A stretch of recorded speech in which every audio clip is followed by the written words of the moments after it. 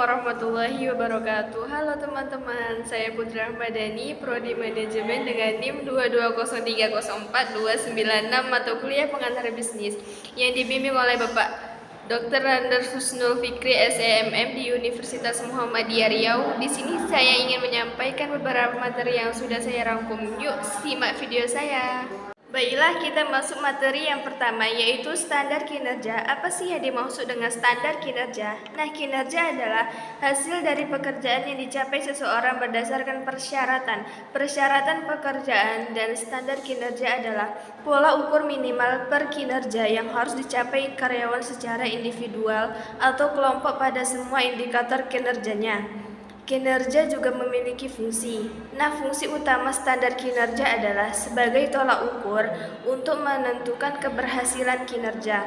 Ternilai dalam melaksanakan pekerjaannya. Standar kinerja juga memiliki persyaratan, salah satunya yaitu ada hubungan relevansinya dengan strategis perusahaan dan mencerminkan keseluruhan tanggung jawab karyawan dalam melaksanakan pekerjaannya. Aspek-aspek standar kinerja dibagi menjadi dua, yaitu kuantitatif dan kualitatif. Nah, yang termasuk kuantitatif salah satunya proses kerja dan kondisi pekerjaan, lamanya waktu pelaksanaan pekerjaan, jumlah kesalahan pekerjaan. Kemudian kualitatif main, termasuk kualitatif ini salah satunya ketepatan dan kualitas pekerjaan, tingkat kemampuan bekerja, kemampuan menganalisis data, kemampuan menggunakan peralatan, dan kemampuan mengevaluasi.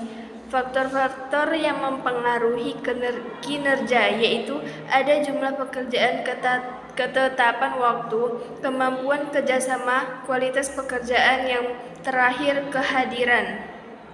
Selanjutnya yaitu materi tentang pengertian bisnis, jenis bisnis dan ruang lingkup bisnis. Bisnis adalah keseluruhan dari aspek kegiatan untuk menyalurkan barang-barang melalui saluran yang produktif, dimulai dari bahan yang mentah atau bahan baku sampai menjadi barang siap pakai. Menurut jenisnya, bisnis terbagi dalam 4 kelompok sebagai berikut. Yang pertama, ada monopsoni, yaitu saat satu pelaku usaha menguasai penerimaan, pasokan, atau menjadi pembeli tunggal atas barang dan jasa dalam suatu pasar komoditas. Yang kedua, monopoli, yaitu suatu bentuk pasar di mana yang terdapat satu penjual yang menguasai pasar. Yang ketiga, oligopoli, yaitu pasar di mana penawaran satu jenis barang dikuasai oleh beberapa perusahaan. Dan yang keempat, oligopsoni, yaitu keadaan di mana dua atau lebih pelaku usaha menguasai penerimaan pasokan atau menjadi pembeli tunggal atas barang atau jasa dalam suatu pasar komoditas. Adapun unsur-unsur penting dalam aktivitas ekonomi yaitu manusia sebagai pengendali aktivitas ekonomi dan tenaga kerja. Kedua, modal sebagai jalanan awal untuk suatu aktivitas ekonomi. Ketiga, material, membangun faktor pendukung meliputi dalam aktivitas ekonomi. Yang keempat, metode, langkah yang dipakai dalam suatu aktivitas ekonomi. Kelima, manajerial sebagai langkah pengolahan. Kita masuk materi yang ketiga, yaitu bisnis, lingkungan bisnis dan bentuk organisasi bisnis. Seperti yang kita tahu, bisnis merupakan serangkaian usaha yang dilakukan satu orang atau kelompok dengan menawarkan barang dan jasa untuk mendapatkan keuntungan atau laba. Sedangkan lingkungan bisnis adalah faktor-faktor yang dapat berfungsi secara langsung ataupun tidak langsung terhadap aktivitas bisnis.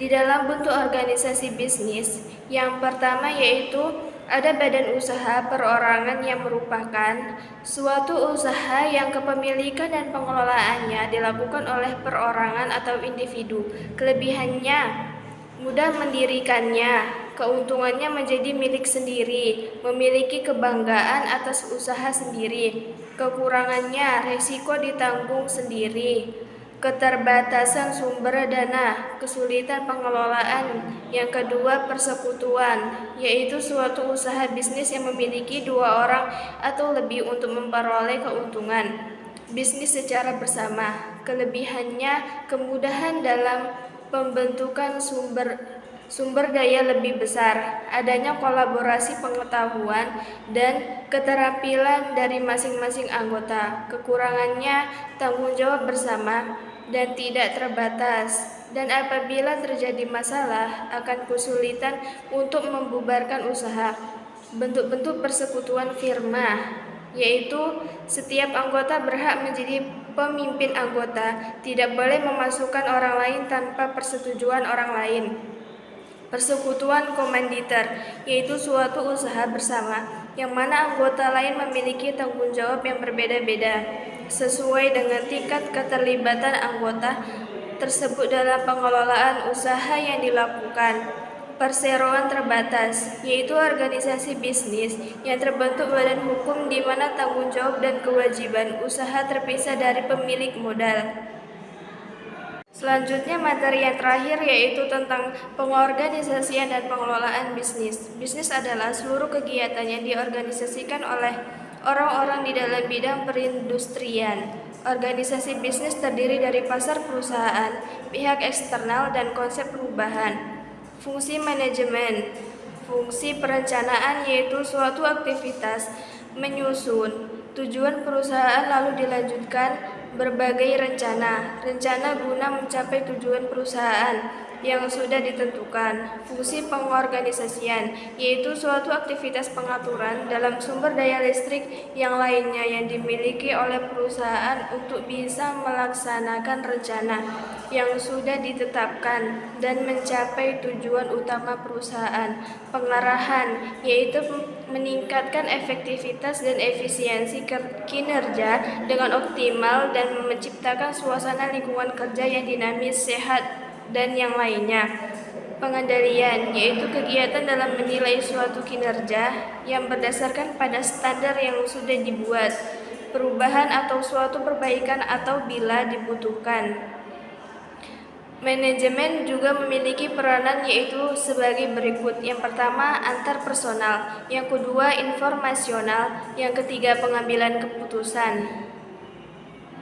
Baiklah, cukup sekian materi video yang saya sampaikan. Kurang dan lebihnya saya mohon maaf. Semoga bisa bermanfaat bagi kita semua. Assalamualaikum warahmatullahi wabarakatuh.